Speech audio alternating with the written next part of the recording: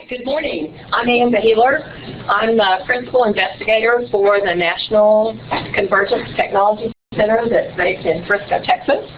This is Helen Sullivan. She is the Director for the Center, and we have a couple of other folks from the Center.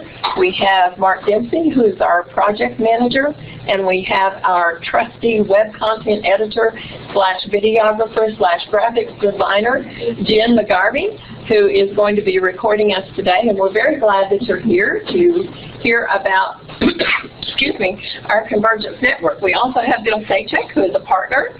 He is faculty at Orange Coast College and one of the partners in the National Convergence Technology Center. We will be talking about how faculty can network with each other through our Convergence Network and actually save you time, get you access to more resources. How many of y'all have more time than you ever need? I don't see any hands in the room, and I suspect that I don't think any of us have more time than we need. So this should save you some time, and hopefully it will be of great use to you long term. All right, setting the context, the National CTC.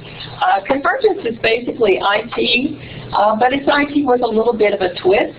In the 2002-2003 time frame, how many of y'all remember how healthy the IT businesses were?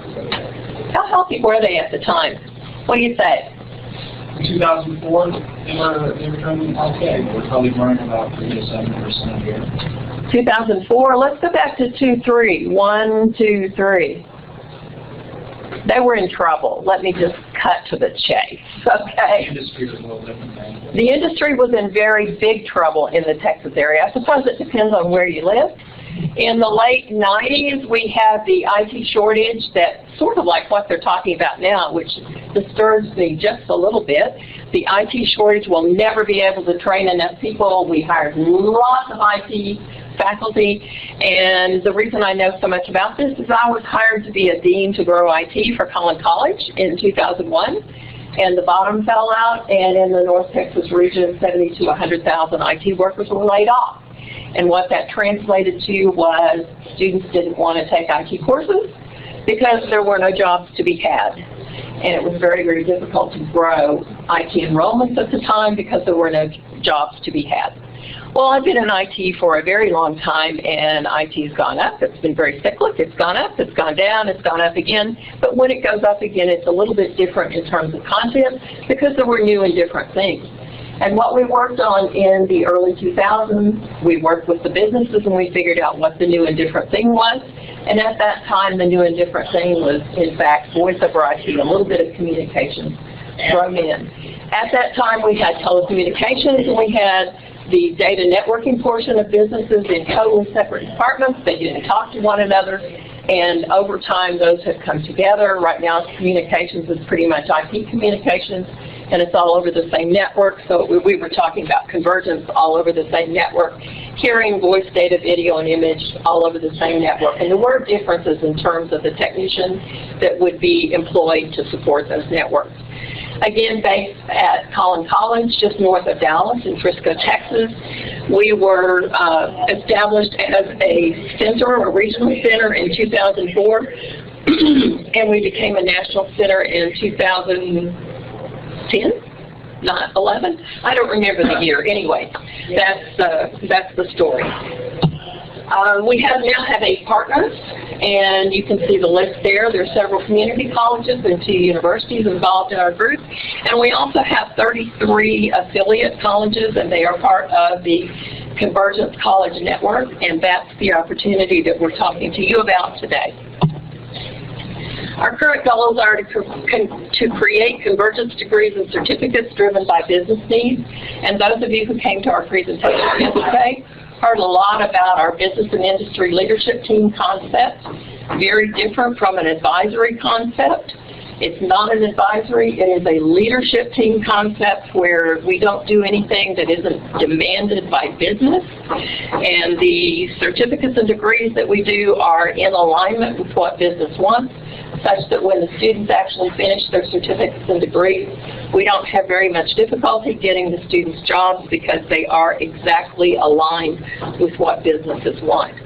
We also provide professional development for faculty, and the professional development for faculty is also aligned with what business wants, because if you're going to be able to teach what business wants, you have to have the professional development to be able to teach those courses.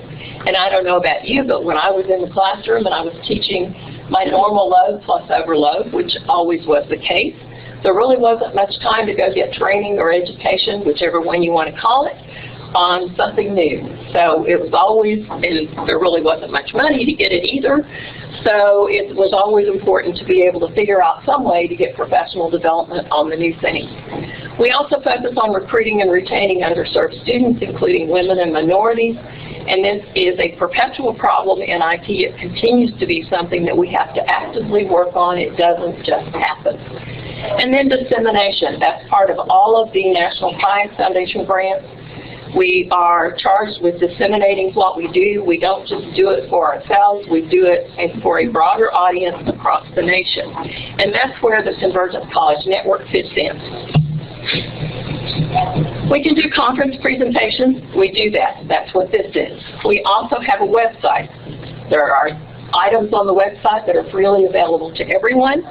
But then we started off with a mentored college program very similar to something called MentorLink, and the original IT Working Connections project through AACC. In the latter part of the 1990s, Microsoft and AACC funded something called Working Connections 1, whereby there were 5 colleges across the nation that actually worked with 63 other colleges in implementing IT programs to try to address the shortage in IT professionals nationally. And that was a very successful program whereby Microsoft actually provided an awful lot of software and a little bit of money for some equipment and some training. And the 5 main colleges provided an awful lot of mentoring. And that's where the idea for mentoring came in, and that's one of the bases for the Mentored College Network. The Mentored College program actually began in fall of 2006. It is a dissemination process for the CTC, and I will say it's dissemination on steroids. I would offer that very often I would go to conferences and I would come home with this big bag of paper at that time. And that big bag of paper, sometimes, unfortunately, I would see that big bag of paper maybe 3, 6, 9 months later, and it would still be that big bag of paper that was sitting there because I hadn't had a whole lot of time to go through it. And then when I did go through it, sometimes I wouldn't necessarily know what to do with those bits and pieces of paper that were in that big bag of paper. The actual program, the mentor program, actually has you assigned to a person that actually interfaces with you to help you to figure out what to do with what you have learned and what to do with the various processes and procedures and pieces of curriculum that we have to offer that would help you to put some of this to work and actually make it be useful. We have a business engagement process that I think is very effective. It has proven effective. We have a process that allows you to make sure that your curriculum is well aligned with the skills that the businesses want in your regions. We have faculty training. We have student recruitment processes that we know work, and we can help you make them work in your area.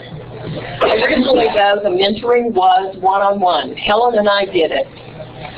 And as much as we were dedicated to it, there's 2 of us. And it was really difficult after a while. There just wasn't enough of us to go around. And so we started working with some of the more mature people. That doesn't mean old. Sorry, Bill. The more mature colleges that we were working with, because after a while, those that we were mentoring were very well indoctrinated in our processes, and they understood what we were doing. We also worked with a project called Synergy, which was also NSF funded. And this was a project that focused on how to scale innovative practices. How can you actually bring it to a broader audience? And one of the things we came up with was a way to do a one-to-many scaling. While it is very rewarding to work one-on-one with people, we realized there were some things we could do one-to-many. So we started doing webinars. We started transmitting some of the information one-to-many. So that was the first thing. Then we started having a meeting once a year before Working Connections. We actually used that Working Connections branding for our yearly training event, which is, we'll talk a little bit more about that as we get a little further into this. That's a one-week training event that allows someone who is a faculty member to come and learn about something brand new and take away enough information to be able to teach an entire new course. So we started having the people that were involved in our mentored network to be able to come for a day before that training, work with each other, and work with us as a group. So we were in a group setting, and instead of doing it one-on-one, we were doing it one-to-many. And then we started using, again, the more mature mentored colleges, and we started using them to assume some of the leadership so that the mentoring wasn't always Helen and myself. It was sometimes Bill and some of the other people, Carl Dietrich from Lansing, Ernie Friend from Florida State College in Jacksonville, and Elizabeth Hallwig from Fox Valley Technical College in Wisconsin. So we started using them. And then we changed the name from the Mentored College Program to the Convergence College Network. And instead of having everything come from Dallas, or actually Frisco, it ended up being more of a mesh network where there were pockets of expertise on different subjects all throughout the network across the nation. And lots of people were helping lots of people. And that's where we are today with our 33 affiliate colleges and columns in the network. It's really a community of practice. I've already given you the names. The board was very active, and this was before we were a national center. We started out at the insistence of the board, and we had 3 levels of engagement that actually equated with the level of benefits that people got in terms of their travel to be able to come to the various events that we had. And we still have some levels of travel. We're not going to go into all the details of that today, but more or less on a general sense today. But we do have, it's not just, hey, sign up and then you get. You need to be involved in the community of practice and help others as well as receiving benefit from the network. Okay, what do we provide? As I mentioned before, we are very, very strong in our belief that you have to align what you're doing with business demand. How horrible is it if you have your students go through an entire program, they finish a certificate or a degree, they have believed that at the end of this certificate or degree path they're going to have a wonderful high-paying job, and then at the end of this path they realize, oops, they can't get a job because it doesn't align with what business wants. How horrible would that be? I frankly think that's awful. So we have a process for working with business for making sure that your curriculum aligns with what business wants. And we really insist that you go through that process and make sure that your curriculum is aligned with business needs. And it may very well be. It's not a matter of what you have is not good. It's a matter of ensuring that that's the case. And part of this is the process of working with the business and ensuring the engagement, because once they realize what you have is aligned with what they want, suddenly they take ownership of your students to some extent, so that when those students pop out the other end with their certificates and their degrees, and you call them up and say, hey, I've got these folks that have these certificates and degrees that, oh, by the way, align with what you said you wanted, we need a little help in getting them a job. They have ownership to help you get those jobs with those students. That helps a lot. Again, we have a very big process here. We will help you do that very first job skills validation, and it's very important that that be done. We also want you to make sure that you at least focus on a degree and a certificate pattern. You don't have to do convergence. IT, that's something else we learned. We initially said that you had to take what we're doing and you had to replicate it. Well, that's not realistic, because in your particular area, it may be that what you need, what your businesses demand, is kind of like what we're doing and maybe kind of not like what we're doing. It may be just a little bit different from what we're doing, and that's okay, that's fine. But you need to be looking at a degree or certificate pattern that's more or less in the IT, communications, unified communications, that particular area. We have curriculum for some of the new courses you may be looking at. And now that this group, the NSF group, isn't specifically working on it, but I'm also working on a DOL TAC grant, one of the big $20 million TAC grants, and we've got curriculum on lots of different things now. So we've got a lot of curriculum that's already done. It doesn't mean you have to take it and just use it directly, but hey, what a great gift is it if you have a bunch of curriculum that's already done that you can take and tweak and modify as opposed to starting from a blank board. We have details. Excuse me? Yeah, question to that. Okay. So what are your thoughts about the comments earlier where we have a lot of different named programs, courses, making them to be more cohesive, or more like reducing the numbers of them to kind of help industry know what they're getting and their students complete these. James and I disagree on that particular issue. Let me just call it that. I think the issue is not the name of the curriculum. The issue is not the name of the program or the course. The issue is the competencies that are covered. We need to focus on the competencies that we tell industry we're covering in a course or a certificate or a degree, and that's what our focus is on what are the competencies that are in these certificates and degrees. And once industry is clear on what those competencies are, it doesn't matter what you call it or what we call it, as long as the competencies are there. So let me interject here. So for example, what Anne was saying, when you adopt and adapt it in your area, if ICT is a recognized brand in your area, then you call it that. If it's a networking infrastructure, you can call it that. Whatever it is that works for your area, you can call it that. In our area, our Acquisition Committee and the Business Advisory Council strongly recommended that we can keep the conversion brand.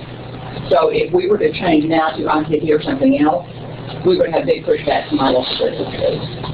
And it will be different in different areas. Yeah, ICT does not fly in our area. ICT flies in some areas. In some areas, it's IT.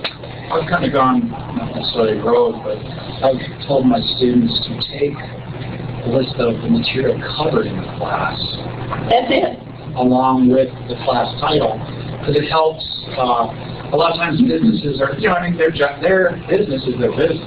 Sure. They might not understand what the title means, but they'll have an understanding of, oh, look, Excel, Access. Correct. And you've covered these things, so it helps promote them. Because that's what they're hiring for. They're hiring for their skills and their proven ability to apply what they've learned. I don't know that they care that much really about the title of what the degree is necessarily. They probably do care a lot about the certifications they're getting, but not necessarily what a college has branded a degree program. So the skills that they're getting, so I think they're very smart having to do that, because that's really, I think, what speaks. Because one of the issues that we had at Orange Coast, I'll talk more about this a little later, is the fact that most curriculum committees and the state recommends heavily that if it's a program, especially if it has some vendor issues, such as a CompTIA or a Cisco or a VMware or whatever, you try to keep the product name out of at least the name of the course. So we're always having to jerry-rig naming conventions to try to, to appease our curriculum committee, but at the same time try to give our business partners the opportunity. So the way you're doing it, and one of the advantages is by working with our BILTs in developing what the KSAs, the knowledge, skills, and abilities.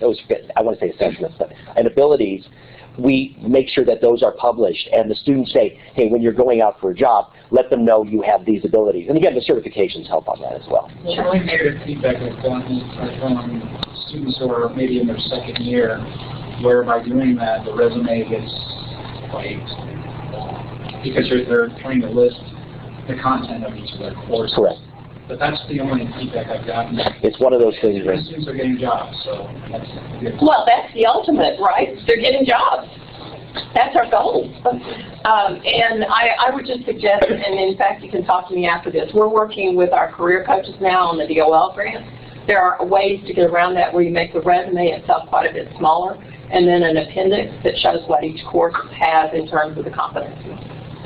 So, you know, again, my career is 1/3 entrepreneur, 1/3 manager and director in corporate America, and 1/3 academic. And I think the whole idea of getting corporate America and getting all of the colleges across the nation to agree on titles, I will die long before that happens. Okay? That's not going to happen. Getting a way of communicating competencies so that they're relatively understandable, that might happen. So that's the way I think if we can get it across. I think that's fine. So anyway, yeah. And, you know, the whole focus that we have in our work is to align what we do with business so that the business and industry folks feel a sense of ownership, so that when the students actually get through the program, whether the business itself that was involved in creating the whole KSA documentation, whether they have a position or not, we go to them and say, here's this set of students that have graduated with these credentials. We need your help in getting them a job. They may not have a position, but they are networked with others who do, and they help. I mean, that's not the only thing we do. We do job fairs, we do all the other things too, but it helps a great deal, and we update that annually. That's very important to update that list annually. Now, it's a smaller update on an annual basis, obviously. But how many of you are teaching the same exact content you were teaching 3 years ago?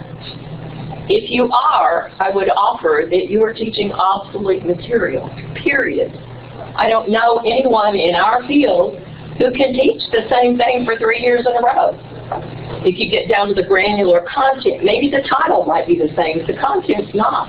Can't be if you're going to be doing good service to your students. Anyway, we have detailed syllabi with learning outcomes. We have detailed learning and lab activities to share, assessments, case studies. We have lots to share. We have the whole copy and steal everything down to an art, the case method. Within the network, folks will share with each other. It's not just Colin sharing with everybody else. It's the whole network sharing. And it helps a great deal, saves a lot of time for everyone. We provide a lot of mentoring by grant staff or other college staff throughout the network. We provide the training through Working Connections in the summer, which is a week-long, again, it's a model that's not a conference. It's a week-long intensive training. It's 32 hours of instruction over 4.5 days with lunchtime speakers, usually from industry, sometimes from outstanding instructors.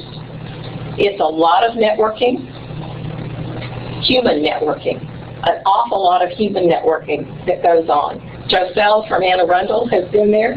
You can pick her brain at the end of this and ask her about it. Well worthwhile effort. We also have started with a 2.5-day mini working connection in the winter. We will do that as long as we can fund it. So that's there. We also have recruitment plans. Remember I said, hey, we've got to constantly work on recruiting minorities, women into our field. It doesn't just happen. And we also have the possibility of participating in the use of virtual labs. Several of the colleges have virtual laboratories available, and some can make some of it available to you. Okay. We also have CCN webinars 3 times a year for the partners, the people, not partners, the affiliates, everybody in the network. And we've also started having webinars for administrators. How many of you, well, don't show your hands, this is not nice to ask. Sometimes you might have an administrator that doesn't really understand what you do. And so we started having the administrator webinars for the very purpose of helping to explain what you do. I used to be a vice president of a community college out here in California. I've been a dean at 2 different community colleges. And sometimes that alone helps me to explain things to administrators. So sometimes I can help. Sometimes issues come up. Sometimes these calls are small, sometimes they're larger. And sometimes that helps you in letting us help them to understand what you're doing. Again, Working Connections, here are the dates. We've expanded. We have one in Wisconsin, one in Florida at Florida State in Jacksonville, and one at Collin College this summer. We do provide some travel support for that. We'll get into the nuts and bolts on how we provide that travel support and what you have to do to get it if you're interested.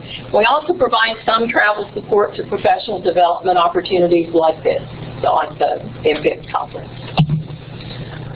Okay, Helen, would you like to take over and talk about the commitment on the part of the college? Let me add a couple points to some things that Ann said. She mentioned about the, mainly the Convergence College Network is for community colleges. Sometimes we open up Working Connections to university and a few high school instructors if we have some seats available, but it's pretty much focused on community colleges. In addition to the subgroups of administrators who do meet on a quarterly basis, we've started opening up the network a little bit to universities. So we have 2 partners here, universities, Georgia Southern and University of North Texas, and Ferris State University in Wisconsin has joined, and we're looking at on that as a case-by-case basis. A lot of this has to do with partnerships between community colleges and universities and having articulation agreements where students can take what they've gotten in these programs and translate that into a bachelor's degree. So, for example, with the University of North Texas, they have a bachelor's in IT degree that's ABET accredited that will take 21 hours of the workforce development courses they did in the Convergence program and accept it automatically along with whatever regular academic courses, which is terrific because we've not run into that in the past, but we've had some issues as far as articulating some of these workforce courses. So these partnerships and pulling them into the network and starting these negotiations and getting our students into the 4-year degrees without losing a lot of class time is really terrific. The other thing I want to just mention briefly, when Ann mentions Working Connections, in the summer, I believe this last summer, we had 7 tracks. So you have a choice of like one of 7 in the summer. In the winter, we had 4 tracks for the 2.5-day courses. So you pick one. Sometimes when people register the first time, they think, well, I'll take VDI on day 1, and I'll take a, project management class on day 2, and I'll take, a cloud on day 3. Well, that's not it. It's really intensive in one area for the entire week that you'll have the knowledge and the materials to go teach that in the next semester. So it's really great stuff. So in order to get all this great stuff, we ask for the people in the network to be committed to really put some skin in the game that will keep you longer term to make you successful. So what we want to know is to make sure that you have lab equipment in place or you've got a plan to kind of supplement it somehow. And we can also help you figure out what that is. You may have everything you need to teach classes, and once you find out from your businesses what they're looking for, that helps you kind of sort through that as well. We also need for you to have a faculty commitment of at least one person who's the lead in the program and at least another one, if not more, to help you get things going and get the support you need on your campus. We also would like to have your administrator involved. That could be a department chair, could be a dean. It just really depends on the campus because that's very helpful to have some sort of a champion. And we can help you with that if that's not the case right now. And one of the key things, as Ann mentioned, is to have a really active and engaged business and industry leadership team. Without going into any further details on this, we can talk about this some more later as well. One of the big things that's very helpful is to find out what your businesses are looking for. So we ask you to do a validation of the job skills yearly. We provide you the base set of skills that you can modify from that so you don't start from scratch there as well. And the process that we use is a fairly quick one, that this can get done in about a half day or so. There are other traditional methods that take multiple days, but we can do it in a much more expedited time fashion. We also ask that you review your degree and certificate programs to see if they align and what you can do to either add or adapt, and we can help you with that as well. We can also work with you on the student recruitment plan and maybe leverage the resources you already have, or maybe sources you don't realize you know about yet. So those are things that we can work with you on. We also ask that you participate in our meetings, and they are online, with the exception of we do have a couple of face-to-face meetings a year. We'd like for you to come to one, at least someone from your school come to one. We have one in the summer, right before Working Connections, and one in the winter. And those are the things that we can pay for your travel to come, so it's not something that's out of your pocket to attend. Also, the Working Connections training is very, very helpful. And we have other events, for example, coming to this conference, we were able to provide some travel reimbursement to members in our CCN network. There's another conference in the summer that we opened it up to members high-tech. This summer will be in Chicago. So there are a lot of benefits that are not specifically named that we help out with. Last August, we sent out recruitment kits on a DVD that came from Donna Milgren's IWITS organization, and that went to each college in our network as well. So you get a lot of things.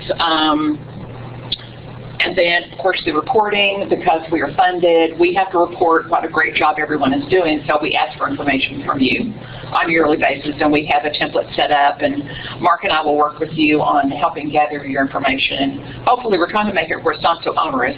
Joselle may have a different view of that. I don't think it's too bad.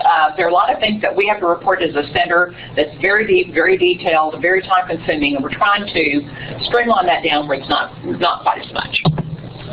So here's the list of the colleges. I'll let you look at that for a minute. And you can see that right now we're in 15 states. Our target before the end of our grant in 2016 is to try to get that as close to 60 as possible. So you can see the larger you have the network, the better it is to have people pairing up with others, having this mesh hub. Bill works with other colleges in the network. We have our partner in Wisconsin works with different colleges. The partner in Florida does as well. The partner at El Centro College in Dallas does. So we've spread it out. I know Joselle's been really good as far as trying to recruit colleges into the network, so she spreads the word. If you saw Israel yesterday, who's a very energized new partner from Century College, we just got some really terrific people that if you got nothing else out of it with networking and finding new contacts who have specific interests that are similar to yours, whether it's virtualization, software-defined network, whatever it is, that I think alone is very helpful. This gives a little idea on how we started from a timeline and how the growth has gone. It's a little bit color-coded as far as what the connections with some of our partners and what they've ended up, the different colleges that they've connected to. If you look at, unfortunately I don't have numbers here on this, we have probably, I don't know the numbers right now as far as enrollment. It's several thousand students among our network and several hundred graduates. Next time we'll add the numbers to that. It had numbers. I lost it when I put it in there. It's all right. Numbers of students, it's almost 10,000 students. Yeah, it's a lot. I don't have the number in front of me. And as you can tell, and we try to do it proportionally as far as the number of colleges we had during a reporting period. So this is an example of something that we did to help one of our business people at Dell. He was interested in knowing what programs are being taught at different colleges at specific geographical locations around the country in case they had some student internship opportunities at those areas. So he asked me to pull together what are the different certificates and degrees that the colleges offer to see if there was a match there. So other businesses are going to be looking at that as well. So what we've done, and this is a very, very small sample of it's a huge spreadsheet. We also send that out to the partners in the network because we think you might be interested to see what your peer colleges are teaching and what certificates they're offering. So that's another thing that kind of generates a little conversation, and maybe if you need some help getting something started, you know what college is offering it, and we think that's great information. So normally what we do is we'll have, I think in our newer spreadsheet, we have the contact name of the person who provided the information with the email address, and then you'll know who to contact. So that's just a repeat. So here are some I don't know if you want to say testimonials, but we do assessments and surveys just like the one that you're being asked to do at the end of this conference. We want to know how are we doing, what can we do better, and if we're doing something right, we want to keep going on that. So several schools have added certificates. They've updated curriculum. It's been very beneficial for their students getting jobs. They're hearing back from students who've gone out to work to say, this is really terrific. I'm so glad I learned, X in your program. So now, I'll advance your slide. Okay, so now we're going to have Bill Sachek, who started out as one of our first colleges in the network, went on to be part of the advisory board for the network, was instrumental in changing the name, and is now a partner, full-time partner. So Bill's going to share some stories of what's happened in his program at Orange Coast. Okay, good. Thank you. I'm going to try to, as people who know me, I'm going to keep this as short as possible. They're sitting there getting their timers ready for me. Anyway, Orange Coast College, we are a 3-college district in Southern California. I don't know if you're familiar with the Orange County area around Costa Mesa. We're in Costa Mesa. We're the largest of the 3 campuses. We're also one of the largest individual colleges in the state. We have over 22,000 students. We're at roughly 15,000 FTEs, and we have been in, I believe we're currently 1 or 2 in transfer to the universities, and our CTE programs are, I think, second to none. What we did is, when we first became a member, Ann and I have known each other for many, many, many, many years, more than either of us probably would want to think about. We happened to run into each other at a conference, and she started telling me about this program they had in Collins. And I said, wow, that's something I really need to be part of, because again, I was charged with my department of advancing and bringing new programs, new classes, new certificates and degrees into the college, especially in the area of IT. So, with the help of the CTC, we formed up very quickly our own business industry leadership team. We did our skills validation, which is a modified DACM. It took a day and a half to go through it. The first day with the business and industry leaders, the second day with the faculty to see where it lined up. We implemented an initial, and I'll talk about how that changed recently, an initial 17 credit hour certificate that we had approved by the state. We have a convergence certificate also as well. And initially, coming straight out, and I'll talk about this in a couple seconds, we were able to, out of the box, almost immediately generate 4 brand new classes as well as the new program, and it was ready to go by the next school year.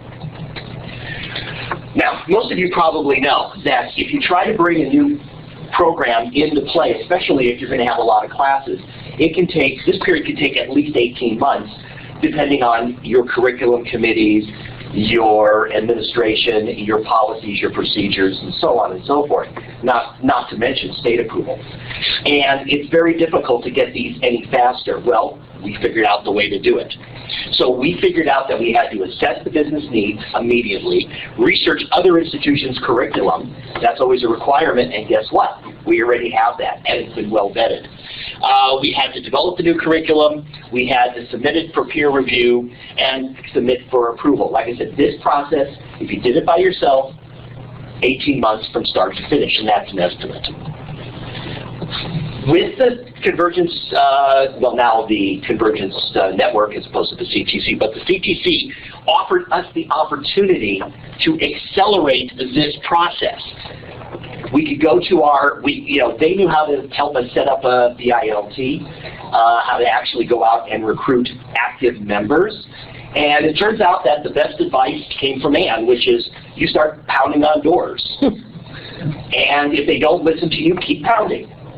Eventually, somebody will listen. And actually, most of the businesses we have found are very enthusiastic to become part of your program. if you have a program that involves them. In other words, if you just try to bring in a group of business leaders and say, hey, this is our program, would you please rubber stamp this? You know, they think, well, wait a minute, you're wasting my time. And my time is very valuable, and of course it is. We bring them in and say, look, you tell us what knowledge, skills, and abilities you need, and we'll match our programs to you. In other words, we will custom make students that can then work in your industries. And that has been an incredible flip around and made it very, very successful. However, not exactly custom make. No, okay. They have to go up a little bit higher level for the region. Yeah, yes, of course. Okay. So this was our timeline, and this is how we did it. With the help of the CTC, Ann and I started working. In fall of 2006, we signed the mentor agreement. We put together the BILT. We met, we did our skills validation. We have them vetted. We knew what we had to do. We looked at our existing courses. We figured out what we could already have in place. We figured out, okay, we need these 4 or 5 new classes immediately, which I'll describe. In February 2007, all the curriculum was submitted to the committee. You're saying, well, wait a minute, how do you go from fall, October, November timeframe to actually getting it into the curriculum committee's hands? Aha! It's very simple.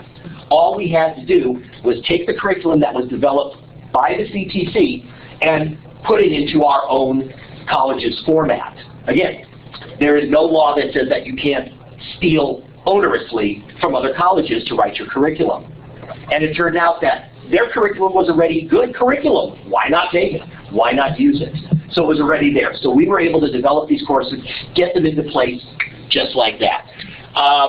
Obviously, we could have maybe gone a little bit quicker if our policy would say to be able to teach it in the fall of the spring of 2007. We were not able to because of our own college policies. However, fall of 2007, the program is up and running. So basically, except for the having to wait for the next school year, we were ready to go in about 6 months with this new program. Now, obviously, the skills, we talked about this, the skills have already been vetted by your BILTs, and they're working very well. They review the material, off they go, and now we have established curriculum that we can base it on. Oh. Yeah, I'm sorry. Okay, so now the partnerships. This is where it's become real important. One of the things that you probably have heard a lot about at this conference and other conferences as well is the fact that there are industry partners in IT that are already very well established and vetted. These are the major partners. Now, we have gone beyond just becoming an academy. Yes, you can become, CompTIA or Cisco. You can become a Cisco Academy. You don't have to work with Mentor colleges, Juniper, EMC, VMware, Citrix. But what the CTC brings to it, in addition to these partners, to these partner companies, is they actually bring a level of credibility. We get more from the partners, at least I do. I and my team, and I'm assuming it's the same thing at all the other partner colleges, we get more from these organizations by our association with the CTC. We are not just another academy. We are somehow, I think we are somehow special in their eyes. We have a degree of credibility. They all look at us and say, my God, these are the best. They use them as our examples. These are the best colleges that teach our programs. So when I'm out there, several people, Nick Zenos from Juniper is here, EMC, Kim Yohannan, VMware, the VMware Academy. They provide us training. They provide us certifications for the instructors. They provide us software as part of the academy, but we get a little bit more. And I think that's a very valuable tool as well. So what we've done is these are just some of the courses that we have built since becoming part of the CTC. Now, we didn't stop with our initial 4 classes. We keep going, at least at OCC. So we extended our A+, Net+. We had those classes in place. We were able to extend them. We added the Cisco Exploration. Now we're into the new version. EMC Storage and Cloud Management, Digital Home Technologies, Juniper, voice over IP, VMware, ethical hacking, and others. And we are constantly in the process of developing more courses because all of the partner colleges are also developing courses, and we're sharing. So later on this afternoon, I will be presenting on how to teach wireless technology, some of the new things. My partner in crime, Carl Dietrich from Lansing Community College, will not be here, so he'll be here in spirit. He's going to hover over me and then correct my mistakes. But this is more material that we will provide to you. In other words, labs, case studies, skills-based assessments, etc. So if you want to see kind of some of the material that we can bring to the game, please see my presentation at 1:30 this afternoon. These are our new certificates. 5 minutes? Okay, very quickly. I'm not going to read these to you. You can read them yourselves. We started with one certificate, and it turns out that that wasn't enough because we had so many new classes. We broke it into a stackable certificate environment. These are all the certificates that we offer at this point. We are now in the process of developing an Associate of Applied Science degree as well. Just to summarize, we have over 10 courses in our curriculum. We are developing more. Our enrollment is incredibly strong. I just looked at my enrollment numbers. The A+ class is in wait list. My Cisco class is at 40 and growing, et cetera, et cetera. Students are gaining employment. They are coming out. In fact, employers come to us to say, what students do you have ready for us in the pipeline? And our business partners are very, very engaged, and I think that is the most critical aspect. And I'm going to let Ann finish up and summarize. Helen said we have room for you, so if you are interested, we are very happy to work with you. We will entertain questions, and here's our contact info.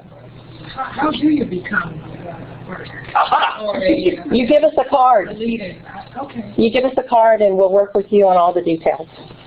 Yes. My question is for Bill. Yes. Are you familiar with what the deputy sectors are doing, especially in our region? And I feel with someone that there should be some kind of, handshake between the center. You probably should. And our DSN, that. Mm-hmm. But I love the idea of that built success story of the business leaders and engaging them in the validation. I'd love to know more about that, but I feel like there's probably something there too, right? Yes, so one of the things, in fact, Ann and I met back when I used to be with the Centers of Excellence. And at the time, we conducted the first study that was done on ICT, and I was just talking to John Fareed, who we co-authored that study, and how we have evolved from a time where we had a hard time even defining what ICT meant, to now that we have, all these executive sector navigators around the state that are now trying to do, similar work, that you're doing. So I do see a lot of synergy in the fact that, we're trying to get students employed, we're trying to revise curriculum. So I think we could definitely have a conversation, maybe, bring you to the table. Sure. Have you had any conversations with Steve Wright or any of the leadership? Since I left California 2 years ago, I have not connected with California. Other than through Bill. I've had my hands full with $25 million of federal grants and doing our thing that we're doing, and I did not know what was going on. One of the things, though, we're now national, and so a lot of what we do on a national level needs to be connected on a regional or more local level. So perhaps it could connect with what's going on in California and then disseminate from there. It might work. It seems like it's just a natural movement, and maybe not an individual college, but through a DSM, Maybe. or Steve. Possibly. And then it filters down to us. Possibly. Yeah. But the other thing is there's an awful lot of power in the human networking part of it. And don't take this as an offense. California sometimes, because California is so big, and again, I was out here for 5.5 years, sometimes California stays within California, and maybe, yes, it can filter down to you, but everyone in California can also be a part of this broader network as well. so that there's more that doesn't, you could maybe get it firsthand on the calls and come to the training and, you know, all that sort of thing too. You know, it might be able to be both ways. And one of the things that I always get concerned about when filtering down is a great idea, because I mean, you have a single source and starts to flow. But the problem is how fast it can filter and what the dissemination process is. Yeah. And I'm not saying either or, both. Yeah. I think both is necessary. Yeah, the colleges have to be involved. I just want to make sure that, yes, that there's value, I think, in disseminating and having a portal, perhaps it's maybe what you're thinking, sure. But I don't want to lose the enriching experience each college can have in the network. So we don't want to leave that part out. Yeah. As long as you can do that, I think that's terrific. True. Yeah. I Okay. think just leveraging what you've done as significant benefit. I mean, I'm just a lowly adjunct. To introduce a new course. That's not lonely. That's 2.5 years. I mean, you said 18 months, but that's significant. Oh, no. Oh, it is, yeah. It can actually take even more than 2.5 years, depending on your curriculum committee. With a willing administrator behind you, and what he didn't tell you is he convinced me to come out here and be his dean during this time too. That's another story. That's part of my 5 years out here. That's a story for a bar. Yeah, well, anyway. But bottom line of it is, with a willing administrator, he really got the work of getting the whole new program together. He got most of the work done in about 3 months. It was pretty amazing. Pretty amazing, it really was. And there was a reason we did 17 hours instead of 18, because we did not take the original certificate to the state. We put the original one in under the, whatever you're calling it now, completion or something, okay, and then went about getting the approved certificate through. So, anyway, thank you very much. We appreciate it.